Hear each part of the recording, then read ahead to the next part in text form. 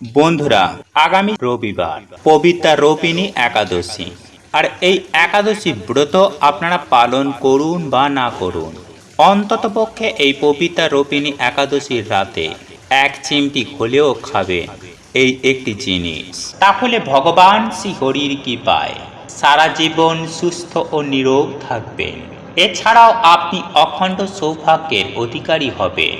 হ্যাঁ বন্ধুরা, আপনারা একেবারে ঠিকই শুনছেন। কারণ সুখ, শান্তি, সমৃদ্ধি, ঐশ্বর্য, এই সমস্ত কিছু যা কিছু আমাদের জীবনের মৌলিক চাহিদা, এই সমস্ত কিছু আপনাদের জীবনে পরিপূর্ণ হয়ে থাকবে পরমেশ্বর ভগবান শ্রী হরির কৃপায়।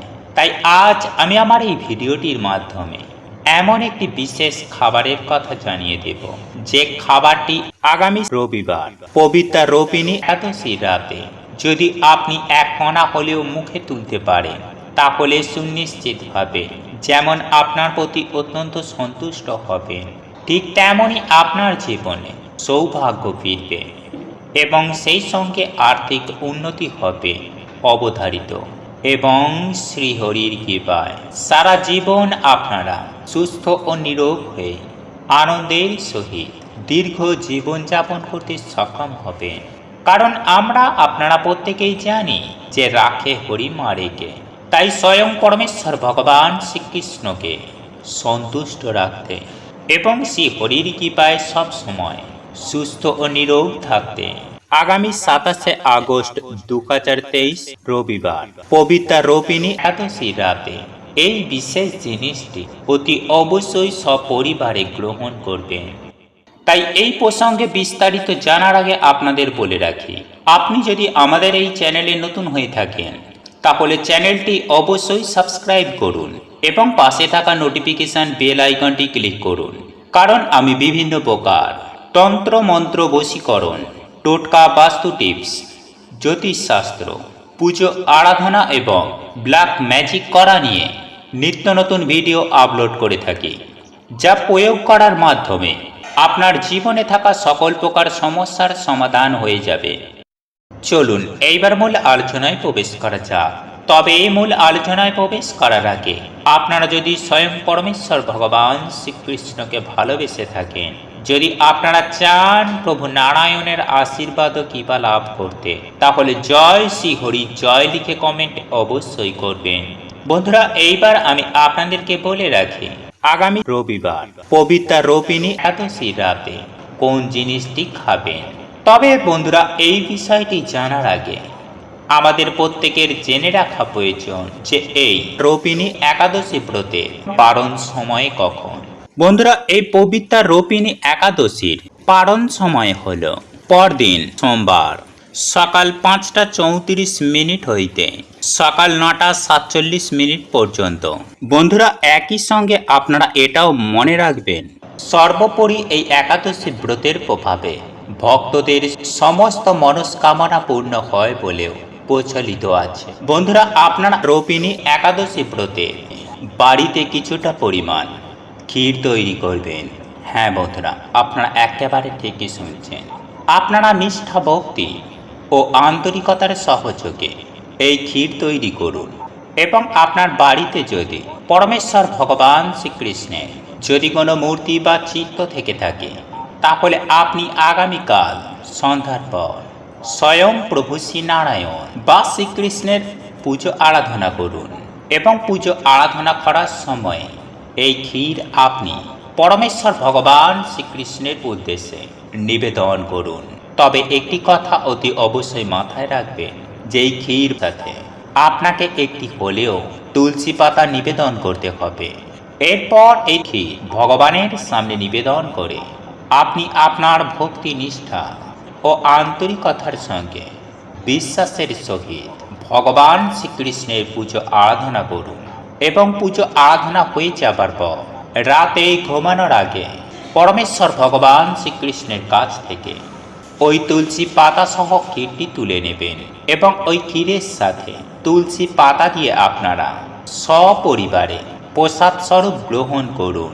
এর ফলে পরমেশ্বর ভগবান শ্রীকৃষ্ণ আপনার প্রতি অত্যন্ত সন্তুষ্ট হবেন এবং শ্রী হরির কৃপায় আপনারা সদা সর্বদাই সুস্থ ও নিরোগ যেমন থাকবে, ঠিক তেমনই জীবনে সুখ শান্তি সমৃদ্ধি ঝড়ের বেগে আসতে থাকবে। আপনাদের জীবনে কখনো অর্থের কমতি হবে না।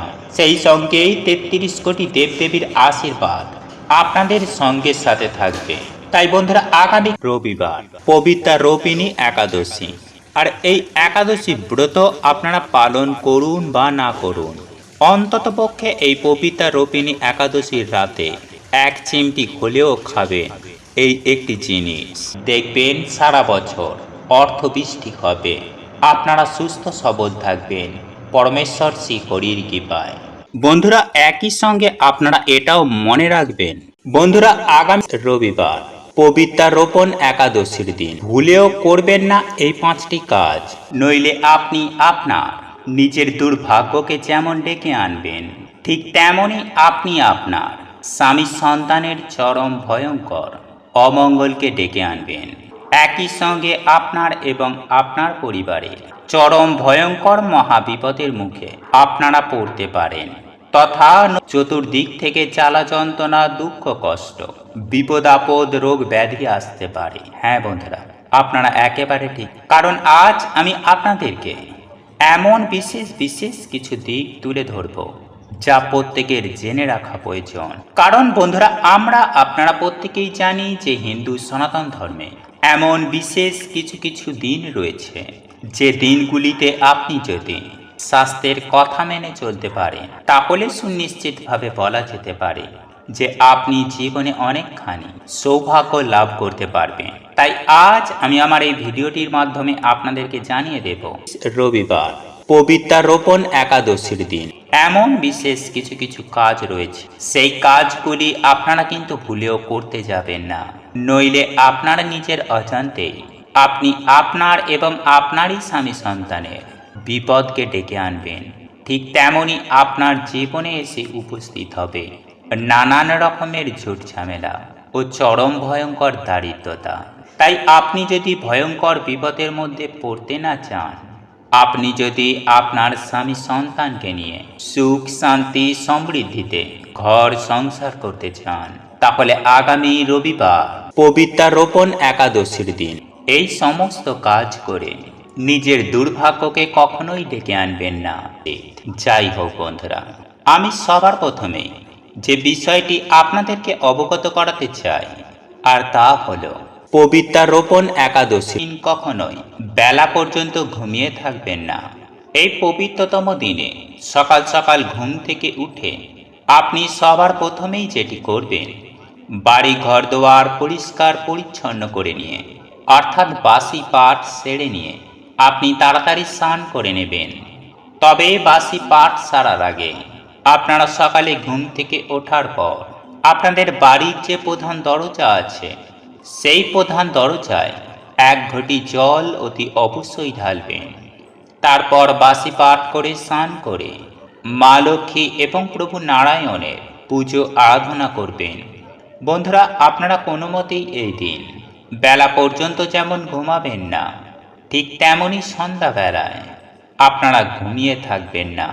বন্ধুরা, মনে রাখবেন যে এই সকালবেলায় এবং সন্ধ্যাবেলায় কখনোই আপনি কোনো রকম খাদ্য আহারও গ্রহণ করবেন না, এবং এই বিষয়টি অতি অবশ্যই মেনে চলার চেষ্টা করবেন।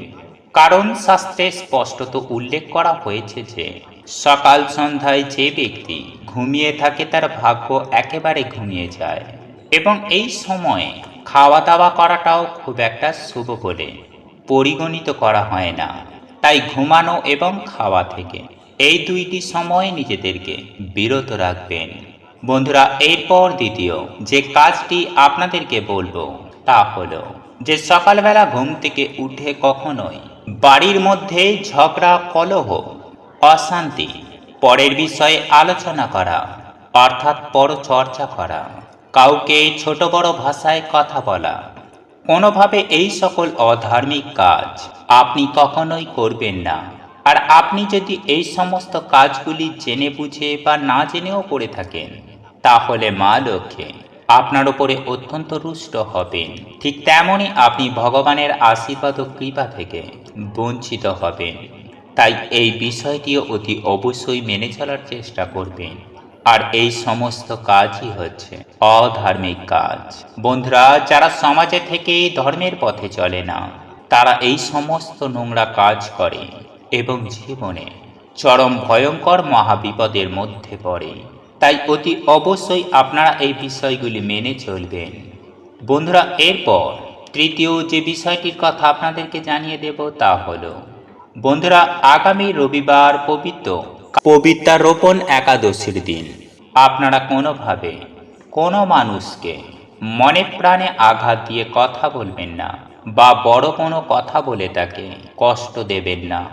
হ্যাঁ বন্ধুরা, এই দিন আপনারা যতটা পারবেন ততটা চেষ্টা করবেন ভগবান বা ঈশ্বরের নাম গান করা, পরমেশ্বর ভগবান শ্রীকৃষ্ণকে মনে প্রাণে শ্রদ্ধা করা।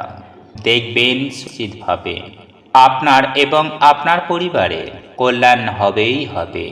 বন্ধুরা, এরপর চতুর্থ যে বিষয়টি আপনাদেরকে জানিয়ে দেব তা হলো, বন্ধুরা, আগামী রবিবার পবিত্রারোপণ একাদশীর দিন আপনারা কোনো মতে আপনি যেমন তুলসী গাছে হাত দেবেন না, ঠিক তেমনই এই পবিত্রতম দিনে আপনারা তুলসী পাতাও তুলবেন না। সেই সঙ্গে আরও একটি বিষয় আপনাদেরকে জানিয়ে রাখি যে এই পবিত্রারোপণ একাদশীর দিন কোনোভাবে কোনো প্রাণীকে যেন আঘাত করা বা হত্যা করার চেষ্টা করবেন না। ঠিক তেমনই এই দিন কোনোভাবে কোনো গাছপালা কাটবেন না, কারণ একাদশী তিথির দিন প্রকৃতিও মাকে স্বাগত জানাতে প্রস্তুত থাকে। আর আপনারা নিশ্চয়ই জানেন এই একাদশী তিথি মানেই মা লক্ষ্মী এবং প্রভু নারায়ণের পুজো আরাধনা করার দিন। তাই এই বিষয়টি অতি অবশ্যই মেনে চলার চেষ্টা করবেন। বন্ধুরা, এরপর পঞ্চম যে বিষয়টি আপনাদেরকে জানিয়ে দেব তা হলো, বন্ধুরা, আগামী রবিবার পবিত্রারোপণ একাদশীর দিন কোনোভাবেই বাড়ির মধ্যে আমিষ রান্না তো দূরের কথা, আপনারা কোনোভাবে কোনো পরিস্থিতিতে আমিষ খাবার গ্রহণ করবেন না। হ্যাঁ বন্ধুরা, আপনারা একেবারে ঠিকই শুনছেন। একাদশীর দিন মা লক্ষ্মী এবং প্রভু নারায়ণের পুজো আরাধনা করা হয়। তাই ভক্তি, নিষ্ঠা ও শ্রদ্ধার সঙ্গে এই একাদশী তিথিটিতে মা লক্ষ্মী এবং পরমেশ্বর ভগবান শ্রীকৃষ্ণ বা প্রভু নারায়ণের পুজো আরাধনা করবেন। বাড়ির মধ্যে আলপনা দেবেন, সম্ভব হলে সন্ধ্যাবেলায় গীতা পাঠ করবেন, লক্ষ্মী পাঁচালী পাঠ করবেন। কিন্তু কোনোভাবে কোনো পরিস্থিতিতে বাড়ির মধ্যে আমিষ আহার গ্রহণ করবেন না, ঠিক তেমনই রান্নাও করবেন না। নতুবা নিজের দুর্ভাগ্যকে যেমন আপনি নিজেই ডেকে আনবেন, ঠিক তেমনই আপনি আপনার সংসারে চরম ভয়ঙ্কর দারিদ্রতাকে ডেকে আনতে পারেন। তাই এই বিষয়টি অতি অবশ্যই মাথায় রাখবেন। বন্ধুরা, এরপর যে বিষয়টি আপনাদেরকে বলবো তা হলো, বন্ধুরা, আগামী রবিবার পবিত্রারোপণ একাদশীর দিন আপনারা কোনো মতে চুল, নখ, দাড়ি এইসব কাটবেন না, অর্থাৎ সমস্ত প্রকার ক্ষৌর কর্ম এই দিন করা থেকে নিজেদেরকে বিরত রাখবেন।